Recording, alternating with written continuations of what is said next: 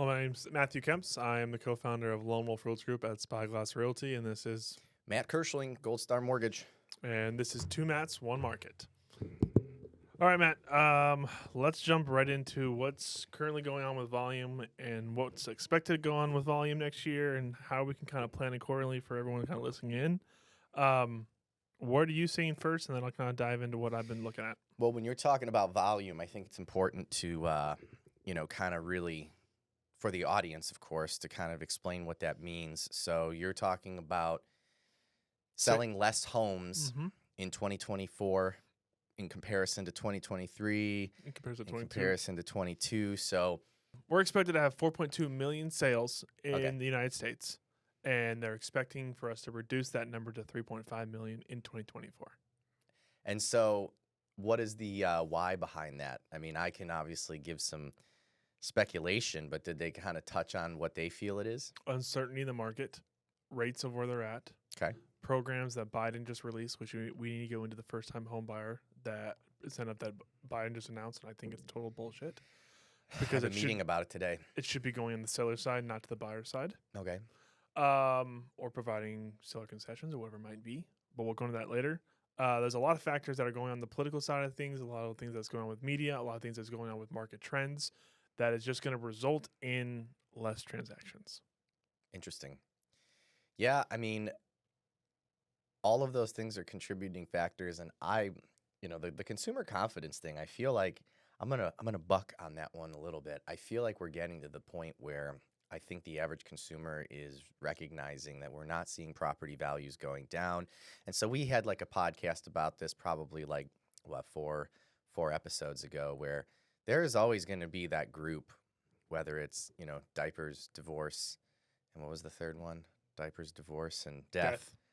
Like, they're always going to purchase. And yeah, that market can get slowed a little bit with job movement and things like that if the uncertainty is there. But I'm not really seeing as much uncertainty. But yeah, I mean, interest rates is definitely a factor, especially for home buyers that currently own a home already. And then I think the big one, really, but here's the thing. I think for me, it's so weird because I bought a home in the middle of the pandemic, like pandemic, intentionally, because I always forget just how uncertain people get during an election year. So I like closed in September of 2020, and obviously we had, or not 2020, is it 2020? Yeah, September of 2020. Because it was Trump 2020. Yeah, right. Okay, September of 2020, and people were like, "You're buying a home now? It's crazy. Like, the whole world's going to come to an end when whoever's the president, it's coming to an end." And I forget about that. So with it being an election year, you might be onto something with the uncertainty, because people definitely they can get nervous when it comes to politics. That's for sure. Yes, especially, and these with not to get too political on things because we try to avoid. We try to avoid politics on the side, but just a blatant fact, not going to opinions. There is a uncertainty on what the Democratic side is going to have as their primaries. Yeah, and we haven't even had a debate yet. That's true. And we've had plenty of Republican debates, and Vivek called out everybody, the Democratic Party on this, and they actually called the Republican Party out too. But we don't know. There's so much uncertainty on the Democratic side of what's going to happen, and they don't even know who's going to be running yet. Yeah, and so just to kind of dumb it down, I mean, I know the answer to this, but the main reason that they're anticipating, we talked about uncertainty and the reasons why, but the bottom line is because low inventory with people that own homes that will basically stay where they are. I think honestly, the high equity, 63% of homes are paid off in full in the United States. Something like that, yeah. And with the uncertainty of what's going on with our current economical environment, there's uncertainty of wanting to move that and potentially have a mortgage, or they're like, no, we're comfortable right now. We can predict what's going on right now. We don't want a change in our lifestyle. And there's a scare of change when there isn't a positive for sure of what's going to happen in the future. Well, it's funny you bring up the equity position, because we just had a meeting last week with my corporate office for all the branch managers, and talked about the fact that I think the statistic was like 36% of all mortgages that are being done right now are cash out refinances. which is a whole hell of a lot higher than you would think. At So least I think. yeah. So I was talking to Kaylee about that. Kaylee's my wife. Who's also an agent. Well, we were talking about it last night, and I didn't know this. 69%, of course it's 69, but 69% of the country is living on credit cards right now. Oh yeah. Oh yeah. And what's interesting is that's like always a thing. I mean, we know that from the lending side of things, and what I've always been shocked about, because I've seen these economic downturns happen, and I think part of the reason, this is my fourth economic downturn, and the one that's interesting about this one that's been different than all of the others is like this one hasn't been the worst, but it's definitely been the longest. Mm-hmm. And a lot of that comes from the fact that you had, the highest amount of savings that we saw, which was like, right during the COVID, pandemic, yeah. right? And then people went ahead and, it wasn't like they went out and bought Ferraris and stuff. Well, at least not everybody, but, people kind of ate through their savings. And then you would think that like, okay, we ate through our savings, like we need to chill out on spending. Not in America. No chance. They just keep going, and then it's like, well, we'll get credit cards and we'll get out more loans and we'll figure it out. And it's almost like the majority of the American population, when it comes to finances, it's like you have to break them. Mm-hmm. Like it's crazy and kind of sad that like, and I've got like obviously some ideas as to why that might be the case, but it's really interesting. Like it's one thing to go through your savings, but then it's another thing to just rack up so much debt that, you finally have to get to this total breaking point.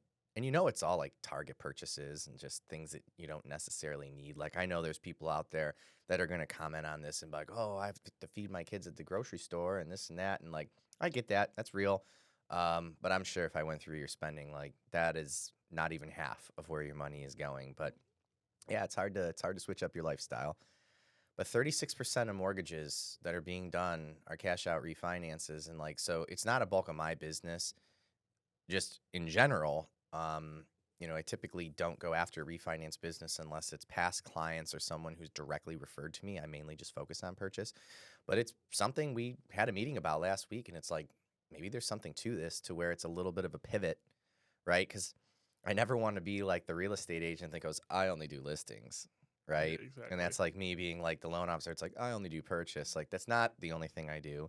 It's just not what I market myself toward. And sometimes we do need to pivot. So I've thought about it. Like, and it goes back to mathematically, I can show you how paying off, tens of thousands of dollars of credit card debt that is in interest rates at the 20% plus range. I think that's one thing that people don't know. I had a client a few weeks ago that reached out to me, and we talked about doing a cash out refinance. And I said the first thing we need to do is put together a spreadsheet and know what the interest rates are that you're paying on these credit cards, so that we can strategically go after the ones with the higher rates, and then we'll go after the ones with the lower rates. And they were mind blown at their own finances when they were like, we knew credit card rates were high, but we had no idea that we were paying like, there was like 3 of them that were at 24%. I have one of them. Yeah. And when you do the math on stuff like that, you're like, oh my God, that's crazy. And Yeah. here, we as lenders, people are freaking out about, a 6.5% interest rate on their mortgage, but they'll pay a 24.99% on their credit card. Because if you pay it off in full, you don't have to pay the interest. Is that how these people have all these balances? Because they were going to pay them off in full. Yeah. For use it for the points. Exactly. Those points that have a 1 cent per point. Cool. Yeah. Yeah, the whole points thing is always and I'll probably get fact checked on this, but I was reading an article that they're talking about like getting involved like regulation wise with the whole point system. Oh, really? Yeah, that they're, That's gonna kill Amex. it might, I don't, I read it briefly, kind of like, when you see the headlines, and maybe it was just clickbait, but they're talking about like, not necessarily like ending them or anything like that, but it was the article talked about airlines and points and Just higher regulation on them. yeah, because people, that's what they're doing. They think that, I mean, that's the one thing that the average consumer that like talks about points and everything along those lines, when I kind of have a basic conversation with them, like they don't understand financing. They just think like, oh, I'll spend it on my credit card, I'll get these points, and like they got a trip, like 6 to 8 months later that they got 50% off, and I did read an article about this like 10 years ago when it comes to like coupons and does HEB still do like the fuel stuff? HEB is a credit card now. Okay. Well, so I read 5% cash back. okay. So I read this article that talked about like all of this somehow like portrays to the human being uh like like people with gambling issues and like people that like literally look at things like competitively. So there should be a 1-800-GAMBLER on these ads now too? I mean, ultimately, just that people get really gassed up about the idea that they're spending money and somehow like getting something outside of their purchase in return, Okay. and it can cause problems. So I will say on the micro scale of a credit card, we're just going to talk about that as a general topic. A micro scale of using points on a credit card with a lower limit makes absolutely no sense whatsoever at all. Yeah. If you're a large business and let's say you have an expense for your business that has been being paid off through a service or a product you sell, and you're doing a large bulk of it, it makes complete sense. Yeah. Let's just say you're just doing hundreds of $1,000s a month for a company, right? But then you have product that you're purchasing or a service that's using that product to then pay off that. It makes complete sense to go do that. Yeah, I mean, if you're paying it off every single month, I mean, your And average consumer, it's like an investment property. It's almost like a cash flow scenario. Like you have Right. to have this to be able to sell that. That makes sense on the point because you're like basically double cheating it. right. But on the personal credit card, where I'll just use myself. If I open American Airlines credit card and I go spend, I'm gonna say $3,000 to $5,000 a month on it or something, right? And I have to go pay that off every single month. Well, you know how long it's gonna take me to build up one flight? It's Right. a year. Well, and then there's always that like annual service charge here and there that people just $5.95. don't think about. Yeah. And, it's like, yeah, I get it. If you are really, really on top of it and you're really playing the game, like there is value in it. But these credit card companies aren't putting these promotions together because they're counting on you being good at it. And I'm here to tell you, like, firsthand, I look at more credit than probably 99% of the country, and people are not. They're not playing the game right, okay? And these credit card companies don't continue to offer these things because all of you out there are so good at it. And I could just see it now. Everybody's watching this and they're like, "Well, that's not me." I'm like, that's debatable. Like, so anyway, credit card company games. Yeah. Stay away from cards. But yeah, 65% of people living on credit cards. I can see that. And I think that statistic's probably a little overinflated in the sense of like, yeah, but how much, because, maybe a couple $100, you're in the red. I interviewed a guy who worked for a buddy of mine who works for Freedom Debt Relief. Mhm. Okay. And he walks through all the different programs they have where it's like personal loan, debt consolidation, closing down accounts through a program they have, bankruptcy. Yep. And there's probably one other there I forgot. And for me, 1 out of the 5 makes sense. 4 of the other 5 are terrifyingly scary, can kind of ruin your life for a second. Yeah, I mean, definitely bankruptcy. I mean, the other one where we do like debt settlement is gonna Ding your credit ding for your a credit while. up for a while. Those are the two. I mean, they're all. You've seen enough credit repair stuff. Oh, yeah. Is it better to have more cards with lower balances, or is it better to have one card that you have a large credit limit with, that you pay off every month? Well, so I mean, the answer to that is technically neither. Okay, then what's the right answer? The right answer is the amount of credit cards that you're carrying really isn't super relevant. It's really about the balances that you hold on these credit cards versus the maximum limit. So, On a percentage basis? sure. I mean, Okay. so for example, like I see a lot of people who they don't have bad credit because of this, but it's definitely not like as good as it could be. They have like 2 Capital One credit cards that are both like $500 limits, right? And they never reach out to increase their limit. They, these are like the first credit cards they ever received, and every single month between the 2 cards, they max them both out. It's only like $1,000 in their mind. They're like, oh, it's $1,000. They pay it off at the end of the month, but you technically are maxing out 2 credit cards every single month. And Like, that's killing you. it doesn't kill you. Like I see that, and it's like, so you have no credit that number one, you're not utilizing the entire limit on. Yep. And then number 2, you have no track record of being able to carry a balance and make on-time monthly payments on something that you technically don't pay off every single month.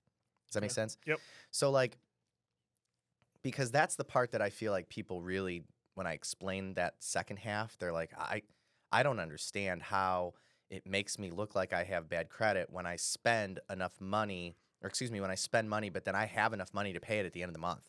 Well, that's not credit worthy. That just means you could have paid for it in cash. And so we as lenders want to see that you can borrow more money than you can pay off that day, and you can successfully pay it off over an extended period of time while also, very important here, making those payments on time. Because I've seen situations like, sorry to call you out, but doctors, you guys got a lot of stuff going on. I see doctors that make like $500,000 a year with just terrible credit because they forget to pay things, or it's on auto pay and one of the accounts, like, you know, they didn't transfer money or whatever it is. And I'll say, well, your credit's kind of messed up and here's why. And they're like, oh, I could pay that in full right now. Well, that's not how this works, right? So again, if you are really focused on making sure you want to have good credit, my suggestion is to typically try to stay at 50% of your max balance or under. So if you are that person with 2 Capital One credit cards with $500 max limits, don't put them over $250 a piece. And if you find yourself needing more credit, call up that credit company. Say, hey, I've been keeping a good track record. I don't go over that $250 on this $500 limit. Can we bump this limit up? 9 times out of 10, if your credit is even average, they'll do it for you. And if they're not going to do it for you, maybe get in contact with your bank, because credit cards that are attached to your bank account where they will, kind of give incentives for auto withdraft out of your account because they have a little more control over it. They'll usually give you higher limits. And then from that point on, when you go to pay something off, like this is what I do a lot. This podcast studio is a great example, right? Like I could have gone ahead and just covered the total expense on this, but we were like, okay, let's establish a little bit of credit. We haven't really done anything in a while. We put everything on this, and every single month I pay whatever the balance is, I pay 50% of it, right? So just to use round numbers, like next month, if I owe $2,000, and the card's like a $20,000 limit, so we're not even close there, but I could just pay it off. But it's like, oh, I owe $2,000. It's like, I'll pay $1,000. So the next month I pay $500, and the next month after that's $250, and then I'll just pay it off. But it's like 6 monthly installments is what it ends up being. Yeah. And it's just a way of me, knowing what I need to do to like pay to show proof that I'm creditworthy. Yeah. Because we see a lot of pissed off people that don't use credit, and then we pull their credit and it's like a 680 credit score. And they're like, why am I not in the 800s? It's like, we don't have any track record that you can like borrow money that you can't afford to pay all in or immediately and then make on-time payments. We have no track record of it. Yeah. As far as, I think the one that I've been seeing a lot of lately that's finally like coming to the public are the seller concessions. Mm-hmm. I'm seeing some serious, like some really sexy numbers lately. Like I watched I'm guilty. I watched a TikTok, I think it was like last night, and this guy was talking about how, everybody should be seriously considering buying a new build because these builders are coming out with these, really, really high amount of incentives. And that's true. But the reason why it was so like only builders are doing this is because the general public was just kind of unwilling to, I almost feel like learn like how that works. Mm-hmm. And so from the builder side of thing, I want to say like, hey, if you are thinking like on the builder side that only builders can do that, that's just not true. And if builders are doing it to sell homes, like take a look at the big picture and ask why, right? So yeah. So add to that point, I'm just like now like hitting me in the face with this. What if you go on MLS? Let's just say the list price should be $400,000, and you want to give a seller concession. Why not list that thing at $350, but put in the remarks willing to give $50,000 concession with a $400,000 offer? Because no one reads the comments. Like there are agents doing that. I've seen it. Maybe I don't read that. Oh, I've seen it, and especially I see it a lot on Facebook, and I'm seeing a lot of agents that are getting with lenders. So if you are a real estate agent with the listing, call me because I can give you kind of that day's pricing, and you can put in there like, hey, we have the ability to buy interest rates as low as. I'm seeing a lot of that, right? Because these seller concessions, and I put this chart out like every 6 weeks. You know, you got to remember it depends on what your buyer is doing in terms of type of financing, number one, and then number two, how much you're putting down. Okay. Because a lot of these builders are advertising like 9% seller concessions I've seen, right? So you just made like $50,000. Well, you're not going to get that unless you are, you know, putting down 25%, which, I mean, if you are, fantastic, then that's 100% available to you, but not everybody is able What's the to. max out on the concessions? 9, I understand, but for no matter the sales price? no matter the sales price, yeah. Okay. So, well, I mean, once you get into jumbo pricing, it's a Yeah. little different. But if you're financing under jumbos up to like 720 something, we'll just for round numbers say, you know, 700,000. I mean, you're talking about up to $63,000 worth of seller concessions if you're, you know, putting enough down. But the point is that the equity is there. I'm seeing the negotiating. I'm seeing agents finally like having conversations with other agents, because, you know, if it was this time last year, I would just see like, hey, we want to go after some seller concessions, and I would have agents that would be like, Mm-mm. we can't do that. Mm-mm. And I think it was a combination of agents that never operated in that market, and so instead of being like, all right, let's walk through it, it's easier to just go, I don't understand it, so the hard answer is no. Yep. And then I think the other part of it was agents just got so conditioned in, you know, when offers were being made over ask, it was like, well, the house will never appraise to allow for the concessions. So like, why would we even go after it?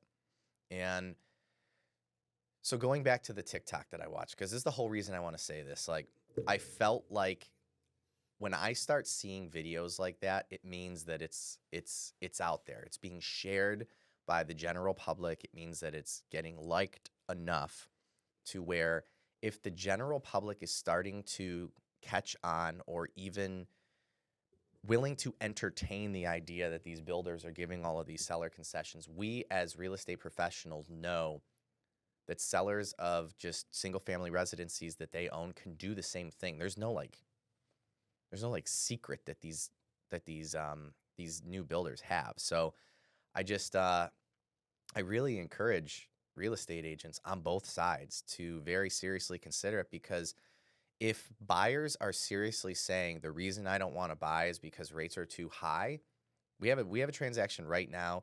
We locked the interest rate yesterday. We were able to negotiate 5% seller concessions, and I feel like I've been saying this every week. We will buy this interest rate down. I believe it's going to start at like 4.25%. Now, when you say to buyers like, hey, you could purchase this property with 4.25%, it's like their ears perk up. Yeah. And it's like, we can do that.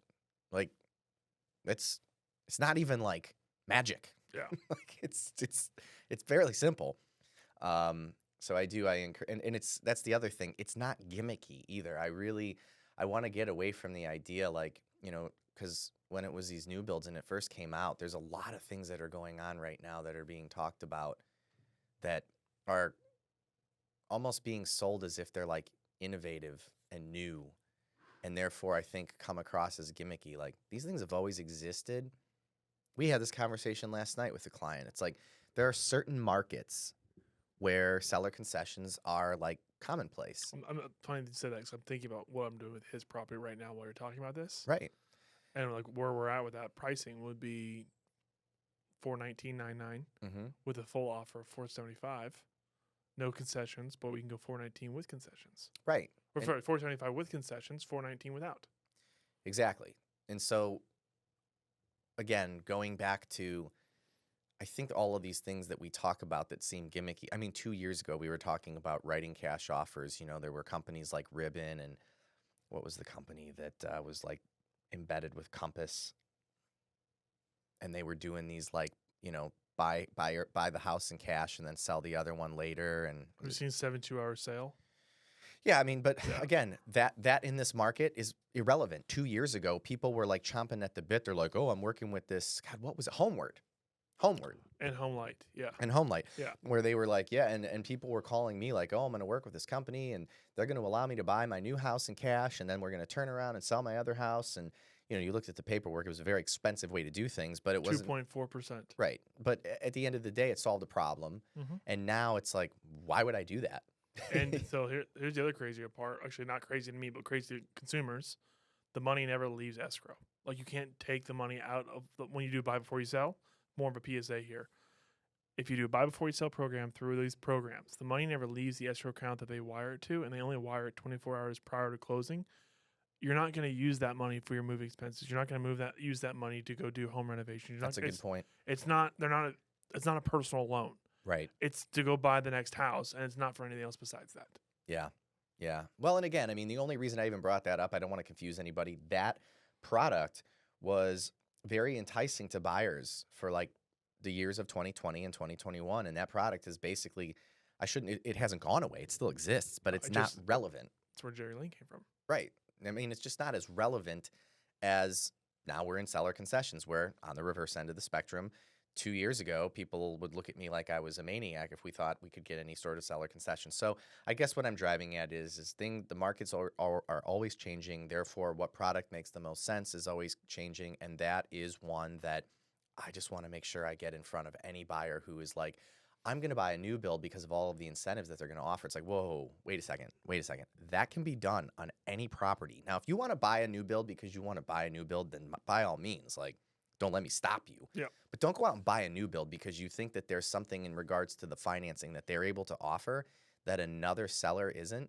And if your real estate agent on the buy side right now, if you go and call your real estate agent and they're like, hey, how do seller concessions work and this and that, and they're trying to talk you out of it, you fire them right now. Yeah, like fire that agent right now. Like, there's no reason that in this market that you shouldn't be going after something like that, and find an agent that is, understands how it works and is going to at least be able to educate you and, more importantly, negotiate with the seller's agent. I get an adrenaline rush from doing that kind of stuff. It's fun. It's fun. I mean, at the end of the day, all you're trying to do is net the seller what they want. Yep. Right? Like, why does a seller care if you are going to pay more for their property so that you can ultimately get those seller concessions? If you're selling your home, just write it on a piece of paper to your listing agent and say, this is what I need to get when I leave when I leave the closing table, and we can just walk those numbers backwards every single time. And I just don't think enough of that's being done. If the appraisal allows it, which typically it is. Yeah, I mean, if it's written into the contract and the appraiser can find those comparable sales, and this goes back to, we've had 2 appraisers on this podcast now, and every single one of the appraisers that have been on here have blatantly said, look, if we can find the comparable sales, we will. And then as real estate agents, I mean, we talked about this. It's like, if y'all want to produce what you think are good comparable sales, there's nothing wrong with that. I had one agent said, email them to me. I had another one that said that he likes them printed out. I think that's just a choice for whoever you're dealing with. But yeah, I mean, do the work, man. Show that value. Exactly. What else you got? Want to jump into Lone Wolf Kitchen? Yeah. All right. So on today's episode of Lone Wolf's Kitchen, let's pull up some lines. It was a tough week last week for the lines, man. Yeah. So we're going to do, let's do some Monday Night Football. Okay. Just because I know where this podcast is starting. Who did we have last night? Bills, Broncos. Bills lost, right? Broncos, baby. Plus 7.5 covered and That's money crazy. line. Hashtag Gabe Bramlett. Thank you for letting me win $400 off Oof, you. Burn. Thank you, sir. All right, let's go NFL. It's not showing it. There it is. All right, Monday night. Oh, wow, what a game. Monday night, we're going to have Philadelphia Eagles against the Kansas City Chiefs. Ooh. Line opened at +3. For the Eagles? Correct, +3 Eagles, -3 Chiefs. Okay. Eagles are 8-1, and Chiefs are 7-2. It's just getting toward this part of the season where it's just so much harder now. Okay, let's go look at line movement for a second. I'll let you know where it's moving towards.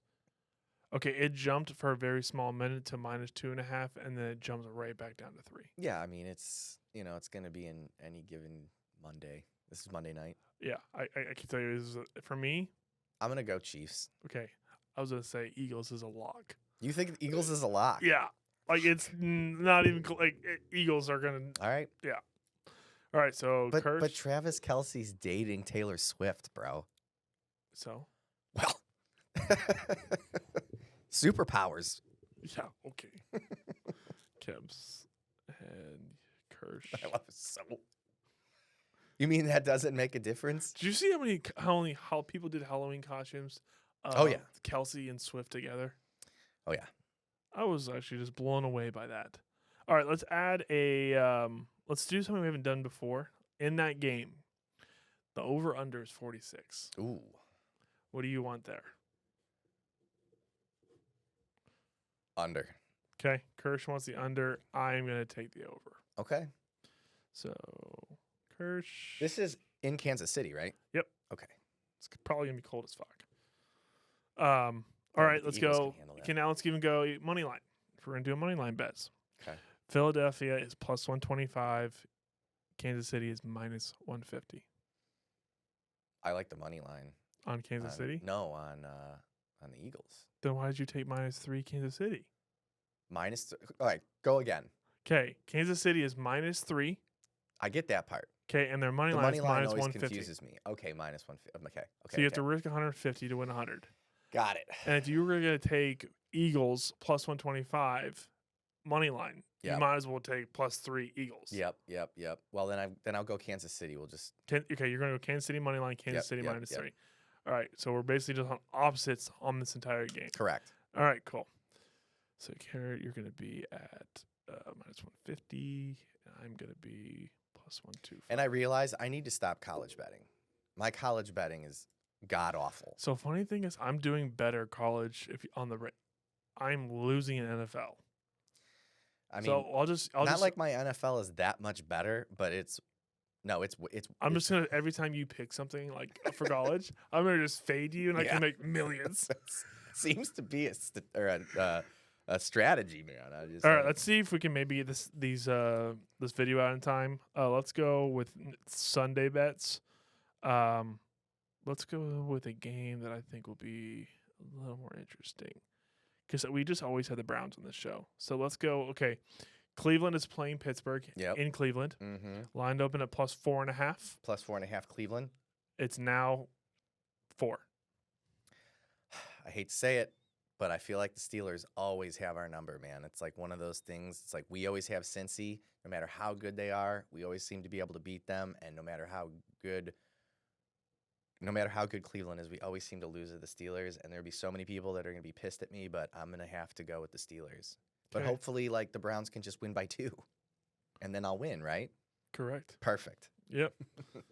Okay, we're opposites again. I'm going to go Cleveland minus 4. I'm warning you.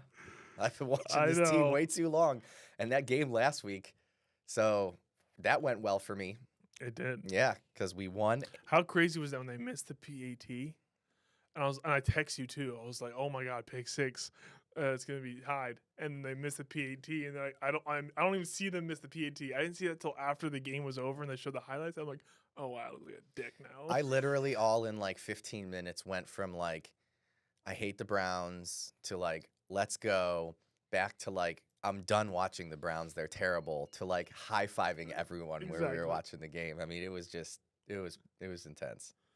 All right, this is one I'm actually really excited for. This is Sunday Night Football next week. Denver is going to be back-to-back in primetime games. Let's go Minnesota Vikings, opening at plus 2.5 against the Denver Broncos, minus 2.5. Minnesota. Like, it's not even close, right? Yeah, man. Like, that's like the easiest bet in the world, right? But then again, they won last night. Vikings plus 2.5. We're both on Minnesota on that one, right? Yeah. Okay. Don't you know? Yep. All right, let's mix it up a little bit, and I'm going to give you some spiciness. Okay?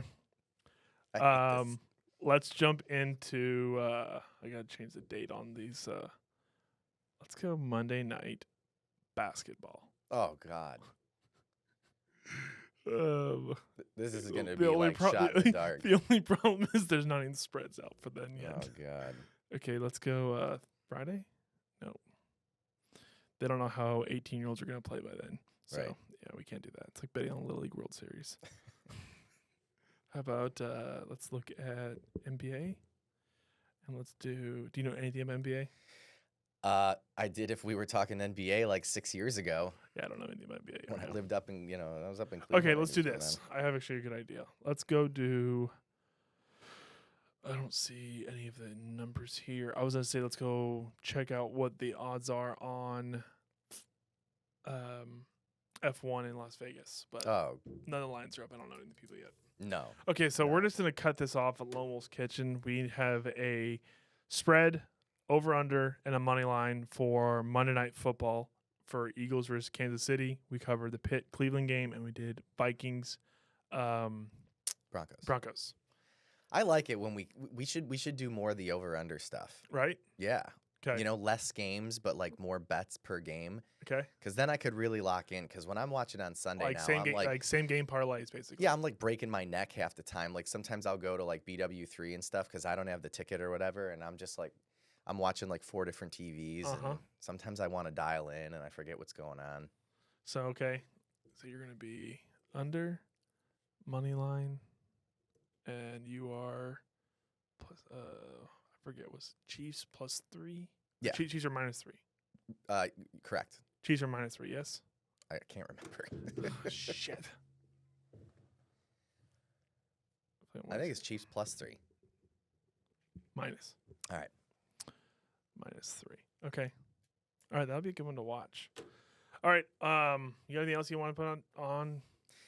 I don't think so. Matt Kirschling, Gold Star Mortgage, just looking for conversations with people who have just more equity in their property than they know what to do with, and more credit card debt than they would like to admit. Perfect. And then again, I'm Matthew Kemps, co-founder of Lone Wolf Realty Group at Spyglass Realty. Similar scenarios. I'm looking for the first-time home buyer. I'm looking for someone who has equity that wants to sell, and whether it's sell, release the equity into capital, or it's grab capital out of that and do a refinance out of it and cash out. Whatever it might be, we're here to work kind of as a team together. We can kind of go from there. And if you have any questions, again, all of our information is down below in the description. Calendar link, phone number is going to be right here. And signing off. Thank you. We'll see you next episode.